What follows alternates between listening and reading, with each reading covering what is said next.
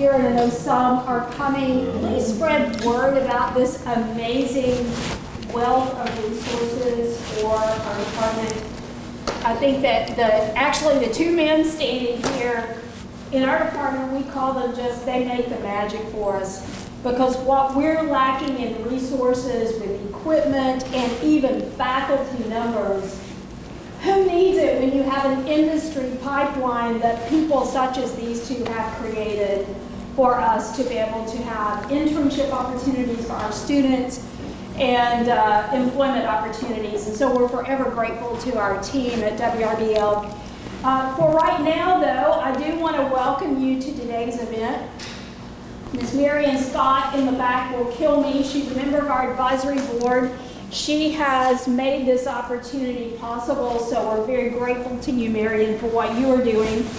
I wanted to welcome you today. Our guest speaker is Connor Hackling. He's the news director at WRBL TV3. Connor joined WRBL in 2014 as a producer of News 3 This Morning. He was promoted to 11 p.m. producer in 2016. Later, he earned executive producer status before taking over as assistant news director in 2018.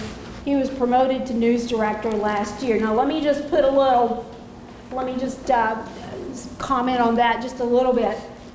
We had worked really hard with Connor's predecessor to turn our practicum into an opportunity for a full-blown internship, and then that internship into a possible employment pipeline with WRBL. So when Connor's predecessor moved to another market, I was nervous. But I tell you, even with COVID setting in, Connor had already been in the wings, and he knew the process, and he honored the process, and he loves our students. And so he picked up without missing a single beat, and I thank you for that. Absolutely. He has been a wonderful resource for us. Before we welcome Connor, I do want to mention that WRBL and CSU are partnering on a televised debate between U.S. Representative Sanford Bishop, Democrat, Chris West, Republican, challenging Bishop for the seat in Georgia's 2nd Congressional District. The hour-long debate starts 7 p.m. Wednesday, October 26th. If you're in my Com 1110 class, that's a possible extra credit opportunity. If you're in Ms. Scott's political communication class, my gosh, that's opportunity to just really expand your textbook into real life. And so they've opened these opportunities for us to participate, to witness this, maybe even possibly do some behind-the-scenes observation. So it's an hour-long debate, starts at 7 p.m. on Wednesday, October 26th. Location is on main campus, University Hall. WRBL will also live stream the debate. I do want to mention something too. We are so excited about this opportunity that we wanted to let you know that one of our advisory board members is making an anonymous contribution in honor of these guest speakers. We feel that that is extremely important for you all to expand your horizons on what you can do, potential of what you can achieve. And so we're very grateful to that advisory board member. They made a contribution for last week's guest speaker, and Connor, for your speaking today. They are making that contribution as well. Now you're coming up. This is the actual general manager for WRBL, and we're so grateful that you're here, Joe. Thank you. Just so very grateful. And he's up in a few weeks, right? You're going to be talking. No, I don't do. Oh, we'll keep trying. We'll bring him along with Chuck and I at the end. Yes, Yeah. he'll be in tow. Yep. And so we're very grateful to our media partners. And I was just speaking outside the door with Joe that we got some new things coming up, some new challenges. And our media partners help us be able to expand beyond what we thought we could do. Thank you. I'm going to turn it over to you. Thank you. Buddy. Thank you. And feel free to, I'm thinking if you have questions, don't let a good opportunity don't let it escape you. If he doesn't have time to stay after class, I've got time, don't worry. Get his information and email him. These are great resources. Thank you. Yep, absolutely. So much. Good afternoon, and thank you guys for having me. At the end, I will have all my contact information on a final slide, and thank you, Dr. Gibson, for saving me the time of having to go through my resume. But I do want to touch on something that Dr. Gibson said about internships and job opportunities. I think in the last 2 years, we've hired 6 people, either part-time or full-time, from CSU. And we have a news staff of about 25 people. So think about that 2-year period versus 25 full-time people. You guys are a huge, huge asset to us, and you guys put out a great product. So we're going to keep this pipeline going. So Gene, who Dr. Gibson mentioned was my predecessor, started this, and David Hart, our former GM, and Joe and I are absolutely committed to continuing that. So we can talk a little bit about that more at the end if you have any questions. In the middle of this presentation, please don't hesitate to ask, but there will be some time at the end for more questions on either anything else in broadcast and digital or internship opportunities or job opportunities. I'm going to talk to you all today about trusting the media and this climate that they're in, specifically 2022. Trust in the media, I think this doesn't come as a surprise to anybody, has been on the decline for probably the past 6, 7, 8 years, whether that's national or local news. We've found that there is a decline in both areas. So I'll get into a little bit more on that as we get into some stats. But I also want to introduce some of our media folks that work for us at WRBL and how they have worked through this process and have worked to gain the trust of local viewers of the Chattahoochee Valley. So we can go ahead and meet some of those folks. These are all very different people, but they all have the exact same job. This picture is from this morning from Asheville, North Carolina. That's Chuck Williams. He's with the Chamber of Commerce. The Chamber of Commerce every year chooses one city outside of Columbus to learn business opportunities. Yesterday, he spent the entire day at a brewery. So Chuck is getting paid for that. And he did a live shot in the 5 and the 6. But hopefully they can bring some of those opportunities back to Columbus here. Today, they're talking about homelessness and other kinds of things, but he is a 30-year newspaper vet at the Ledger-Enquirer.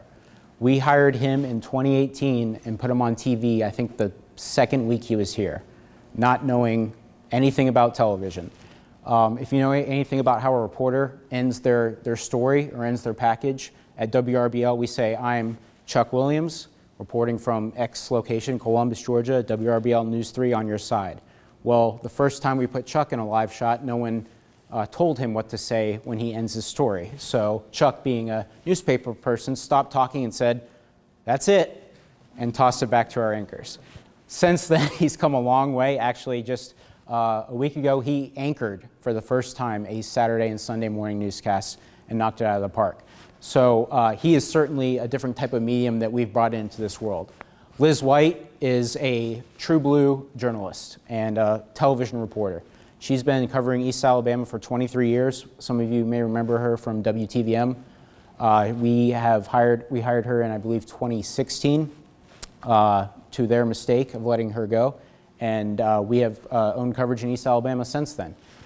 She has been reporting on that area and knows all those folks in the law enforcement, government, education, and I do not worry about East Alabama because of Liz.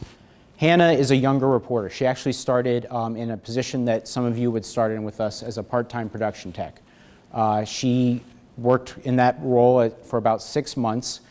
And just so you know, part-time production techs, what they do is they run graphics, they run audio, they may run cameras, some of them trained to be directors.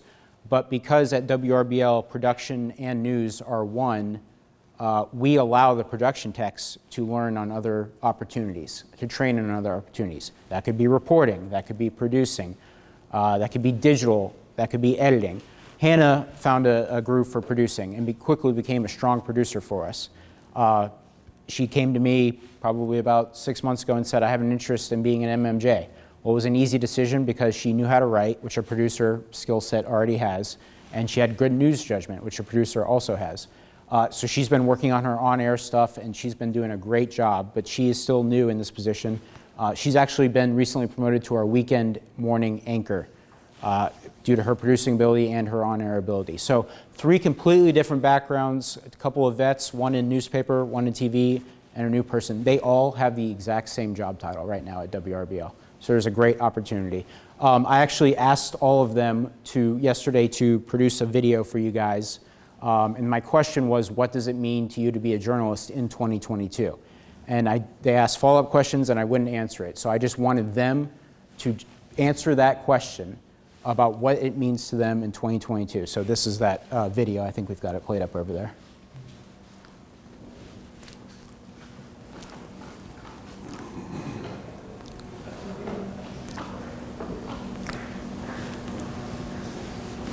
Hey everybody, thank you for tuning in. I'm Hannah James, a reporter and weekend anchor here at WRBL, and I'm here to share one message with you, what it means to be in broadcast news in 2022.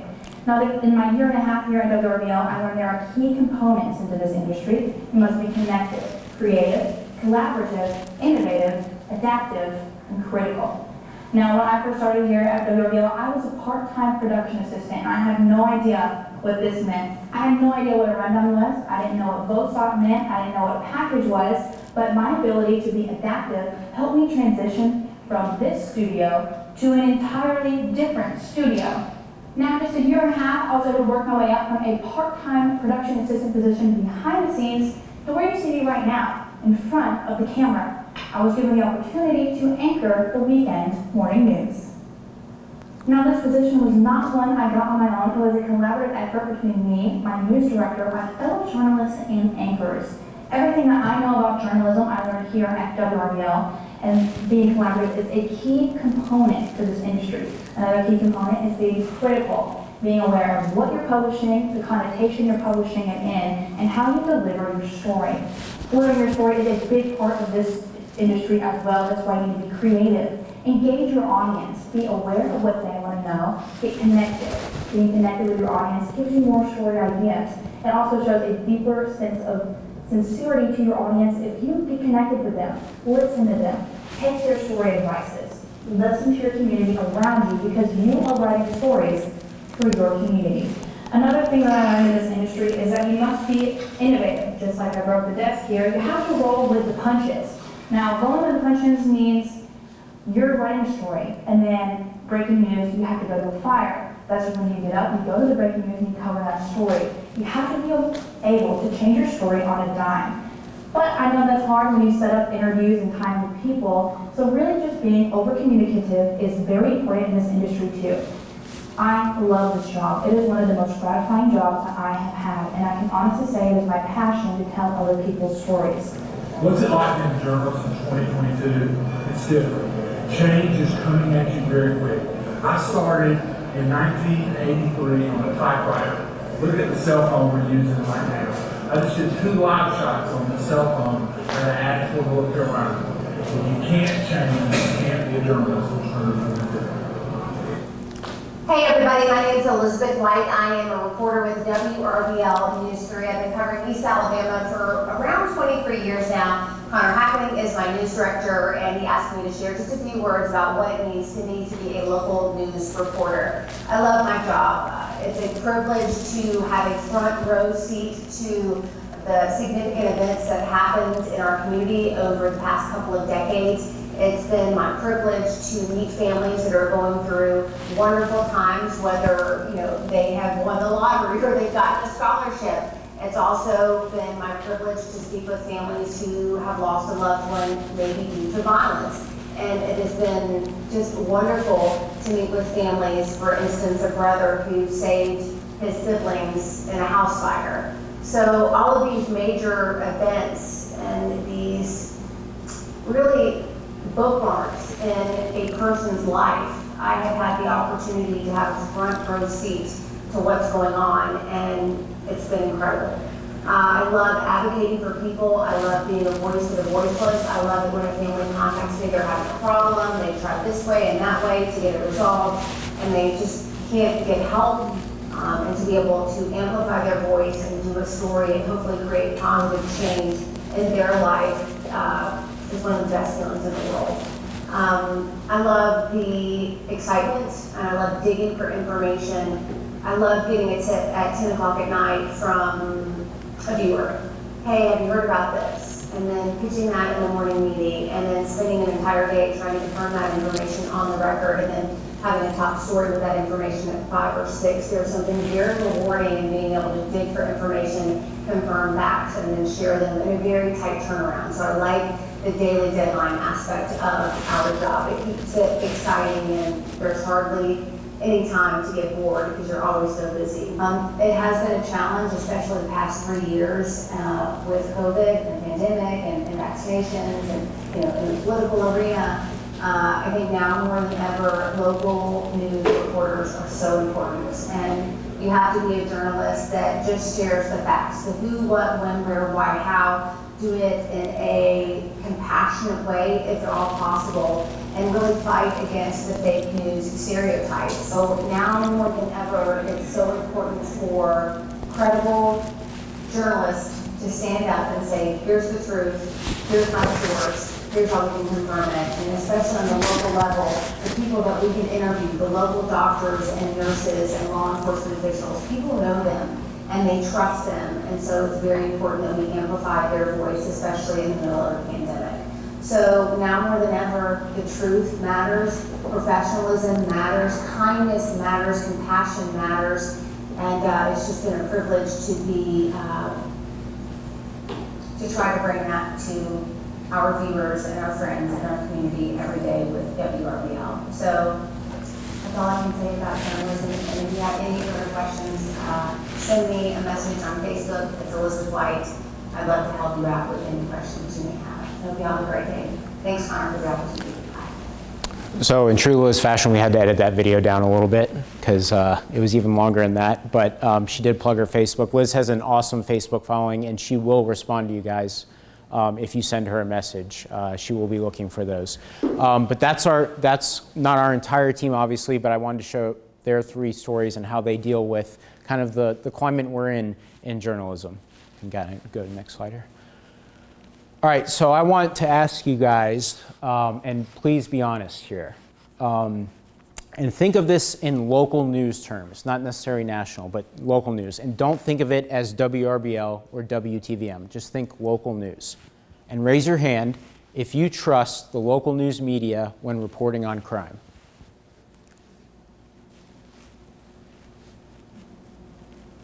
So a handful of people. Politics. 1 person. It's about right. Weather. Okay, thought we'd have more on weather, but sports. Yeah, that one's easy. You can't really get wrong sports.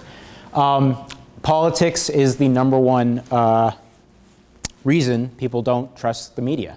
That's more of on a national level, but of course that boils down to a local news level. We have viewers all the time calling my desk or our assignment desk saying, why did Nora O'Donnell, our CBS evening anchor, say this, and why is she doing this, this, and this? This doesn't represent WRBL well, not knowing that that's a national product that's on our air. So people watch the national media and associate local news with it. So we do our best, in specifically politics, to balance all of our coverage. We are in a incredible political season coming up here in November. Georgia is on the national map. What happens on Election Day in November will shape this country for the next few years. We mentioned the Chris West Sanford Bishop debate. Nexstar is a part of the only U.S. Senate debate between Senator Raphael Warnock and challenger Herschel Walker in Savannah on October 14th, which will be there for that. So we've had many meetings about this. All of our coverage leading up to that point is focused on fair and balanced and accurate coverage on our local side. That's the best we can do. We can go to the next slide. So in general, and this is national versus local, kind of what I was talking about here, how much do you trust national news organizations in your local area when it comes to reporting the news? So people generally trust local news more than national news. However, that has gone down a bit, as you can see, versus 2019 versus 2021. there's a stigma that only Republicans don't trust the news media. As you can see, that's not necessarily the case. Democrats trust media generally more, according to this study, which was done at the end of 2021, but it's still well below, you're hovering around just above 50%, which is about what we had here in this class when I asked you, did you trust things on crime, on sports, on weather? Politics is way down, and that's across the board, locally and nationally. So you guys were a great case study for that. I can go to the next slide. If you had to choose, do you generally have more trust in news organizations in your local area or national news organizations? Again, most people generally have more trust in local news. However, there's some things here that are definitely interesting. Look at give enough attention to the most important issues. That's the third one up. Local news is the farthest behind on the most important issues that matter to a community. That's the thing that we strive the most for. And we're the farthest behind national media on that. Now that may be something, they may think inflation, that's national, but we try to localize that. That's important. That's important to you guys in the community. Another one that was a little surprising, give adequate attention to all sides of an issue. Local's a little bit behind there. And that's something I just talked about in the political sphere. We try to give equal time to both sides. And we can go to the next one. So this is kind of 4 things that we do, and talking with some of our newsroom leaders and at WRBL and some other news directors, that we try to strive to gain the trust, if we don't have it, from our local community. It's be right, be in your community, be real, and be objective. Next slide. So trust. I think this is going to come out. You can just hit all these at once. 2 and 3. There you go. We focus on accuracy and show your work. Show your work is not what you're thinking in math class where you write out the equation. I'll explain that in a second of how in the media we show our work. Immerse yourself in the market. That's what we talked about with the community just a second ago. And then fix your problems in the community. Fix problems in the community. The news cannot fix every single call or issue we get from a viewer. It's impossible, and that's frustrating, I know, because viewers say, you're the news, you need to fix my problem. But we hold the powerful accountable. And if there's a way that we can fix a specific local news issue, we will do it. Be boldly objective and scrutinize social media activity. We'll get into that at the end, but this is another thing with the political climate we're in that we have to be very aware as news folks and as journalists, producers, production techs, whoever you are, if you work for a news organization, your social media is being scrutinized. Yeah, next one. All right, so being right. So we have a lot of young journalists that come into WRBL. We are what's called the starters market, or market 127. We hire out of college almost exclusively for new reporters.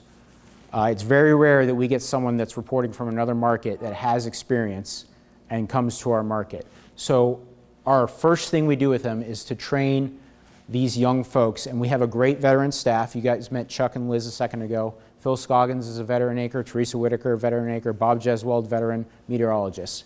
We surround them with the resources to make sure they represent WRBL well. And that's any local news organization should be doing that. If they're not, even at a top 50 market level, they're setting themselves up for failure. In a top 50, they may have 15 reporters. And if you let one person go on air and make that huge mistake, it's going to cost that station in their what the public views of them. The credentials of expert sources. So we won't go on, you won't see this on WRBL. We don't go on the street and ask someone for their opinion on a big issue. We will ask the people in charge.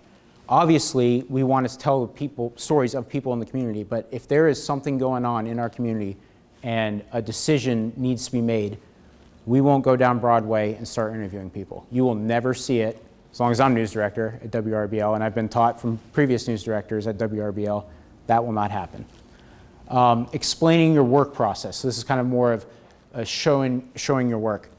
So when we go out into the field, let's say there's a crime scene, we can see that there's bullet casings on the ground. We don't know if anyone's been shot. We don't know if anyone's dead. A coroner van arrives. This is the live report that our reporter would do. Hi, I'm XYZ, I'm Connor Hackling here at the scene of whatever street in downtown Columbus. Here's what we know. There are bullet casings on the ground. Police have cordoned off the entire block. The coroner's van has arrived on the scene. So what does that tell the viewer? Somebody may have been shot and killed, without us knowing a single thing from police. We don't wait for police to tell us every single fact of a story. If we were to do that, we would never have anything to report at 5, 6, and 6:30. We'd wait for the press release the next day. Communicate what's known and what's not known when a story is developing. So it's the exact same thing. We don't know for sure if there's a suspect. We don't know the identity of someone that's been shot. We don't know if there's a suspect at large. Anything like that, we try to communicate that in our reporting. Yes? So that's why, y'all come back with, updates and stuff? Sure. Yep. And one of the things that we've just started actually this week is we've added a 5:30 newscast. So what I've told our producers to do is if we have a situation at 5, there should be an update at 5:30. It should not be the same report. Now this is talking about a developing situation. If the story's done, obviously you're not going to change the story at 5:30 or 6. But at 5:30, there should be an update. At 6, there should potentially be another update. So it's a fluid situation. That's on air. Online, it's always fluid. We're changing things all the time on digital. And we're digital first. So when you hear about one of these scenes or breaking news happening, you're going to see it on WRBL first. And it will update there before you wait, so you don't have to wait for the 5:30 to get those updates. And being transparent about your efforts to get in touch with someone. That's, hey, I'm here at downtown. I've called Columbus Police Chief. We're still waiting on answers. We believe there may be a press conference coming up later today. You go next one. Ensuring your staff. So this is all about the community. We do this very well because we do have some folks in our leadership roles that work well in the community. Reflect the community we serve, and that would be the Chattahoochee Valley, and that would be the Plains area of East Alabama. We understand what makes our local market unique. Luckily, we have folks like Chuck in West Georgia. We have Liz in East Alabama that have been in this area. I myself have been living here for 8 years, and I understand this community. It's not Atlanta. There's not a shooting every 3 seconds, though it may seem that way sometimes, where we're going out to breaking news all the time. There are other stories happening in this community that are important to this community. We enlist local experts to be a part of our team. I would consider our veteran journalists to be experts, but we also bring in folks to come into our studio to talk about the issues that are going on, or we go to them, whatever that requires. Stories about solutions to the most newsworthy and impactful problems in the East Alabama and West Georgia community. Kind of talked about that already. That's what we focus on. Obviously, we got to cover crime when crime occurs, but our value, I think, to you guys and to the entire community is telling the stories that y'all will care about. And getting involved with things that improve your community while remaining independent. We do all kinds of community-involved events, nonprofit type events. We have our town out there. There's usually every probably one or two a quarter that we're out live for that we try to improve our community for. Go next one. All right, so what can we do? This is basically to gain your trust. You can go ahead next. We don't allow content to drive our social media. And I would also argue content on air or WRBL.com. If someone, that's essentially a commercial. That's what commercials are for. In news, if we get bogged down with running a bunch of spokesman type stuff in our newscast, that's not a newscast. You guys are just watching a 30-minute commercial. It's a waste of time. They pay us for that ad time in the breaks that we have. This is one that has been highly critical of, and I've been watching, and I know Joe, our GM, has been watching, is the social media posting. There has been tons of controversial topics over the past few months. Use abortion, for example. We sent out a staff-wide email when that came out, basically saying what we expect of our journalists in covering this, that we could not take a side on one way or the other publicly. That's what people say, I posted on Twitter and I just have that thing in my bio that says my opinions do not reflect the views of my station. It's not going to cover it. Even though someone may say that, They are going to connect you to WRBL, and that reflects on us. Using overt language that transitions between various sides to a story. This one's a little bit more inside baseball and in the weeds, but when you are covering a story, there is a way to tell it without favoring the Democratic candidate you are interviewing or the Republican candidate you are interviewing. So if you have both of them at the same time, there's ways that you could write it, if you're not careful, that makes it seem very clear to the viewer that I support this candidate in the story I'm doing. So we try to avoid that. Next slide. And accuracy, this is very important to us. And you can go next slide. This is just one bullet point because this is the most important thing when it comes to WRBL, and it's been driven down from corporate-wide Nexstar. Accuracy is our priority. A lot of news stations love to get the information out first, and I understand that. Breaking news is, getting that out first, you'll get all the clicks, you'll get all the views. If you get something wrong, not only does it damage your reputation, but your station could be severely impacted by fines if it's something illegal. So we are very, very considerate on checking all types of things. We actually just implemented a new mugshot policy within our newsroom. Didn't happen with us, but another station, a couple of stations actually have been accidentally publishing mugshots of suspects that have similar names of another suspect, and it has not been that person. Lawyers are literally, there are media lawyers that are hunting and Googling suspects' names to find this stuff and suing TV stations. So we have had a new implementation of when we use mugshots and a clear stance on why we would use a mugshot. If there's not a reason to show a mugshot, if it's literally just because we have nothing else to show, typically we won't use it. If there's a suspect on the run and we know that's their mugshot, yes, we would use that mugshot. But that is something that we, as far as accuracy goes, we are very, very careful with. And also, we have a policy that 2 sets of eyes of every single piece of video that goes into our newscasts. Non-negotiable. Not necessarily accuracy, but a bunch of stations have had profanity pop up in random places on their video. This could be, this really started with the January 6th protests. You had someone with a sign that had an F-bomb on it, and you couldn't see it. If you were just watching, you were focused on one person, but somebody in the back has an F-bomb on it, boom, $80,000 fine for that station. So we have a very strict policy on 2 sets of eyes on every video. That's it. So we do have one open position here at WRBL. We do have a full-time producer. We have, as I mentioned, we just started a 5:30 p.m. newscast.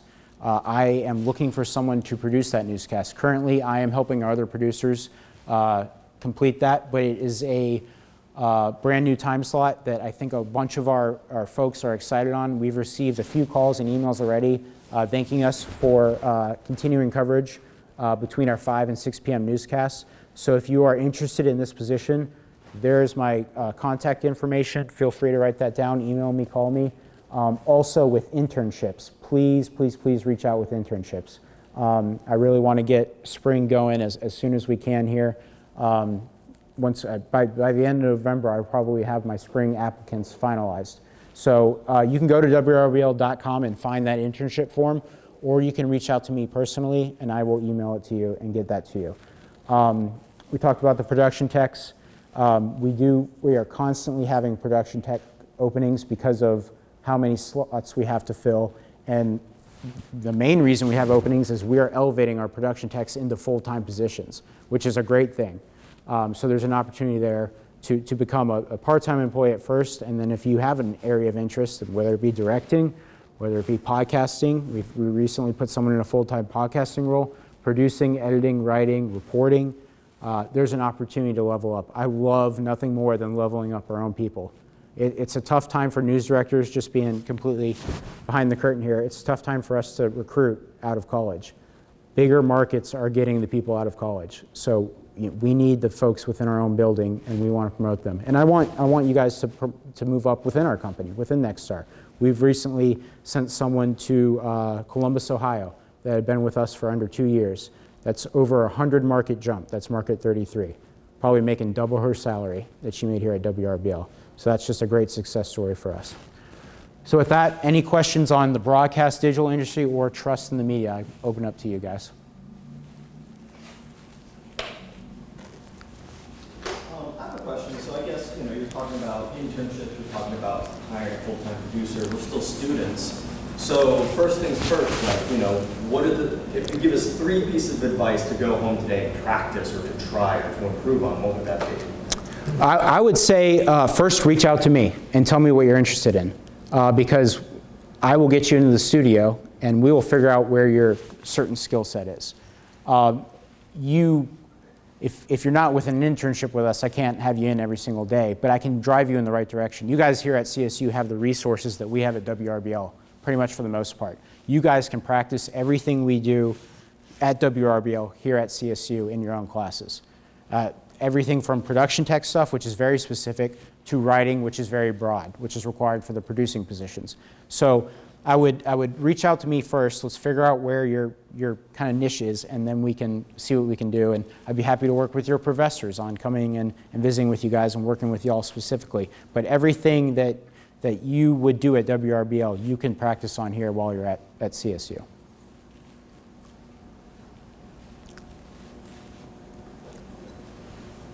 All right.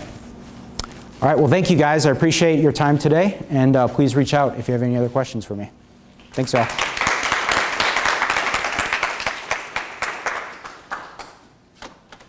Thank you so much to you, Mr. Hackling. So thank you so much for your time. Thank you. News Director from WRBL 223. Just to let you all know, thank you all so much for coming out. Thanks again to WRBL for your time. And we wanted to let you know that we've actually had an anonymous member of our advisory board donate to our Friends of the Communication Fund. This is something that we actually promote during our Night for the Stars. So anyone who's a communication student, it's a big celebration. If you're taking 3,000, 4,000 level reporters, it's a great way to get good money.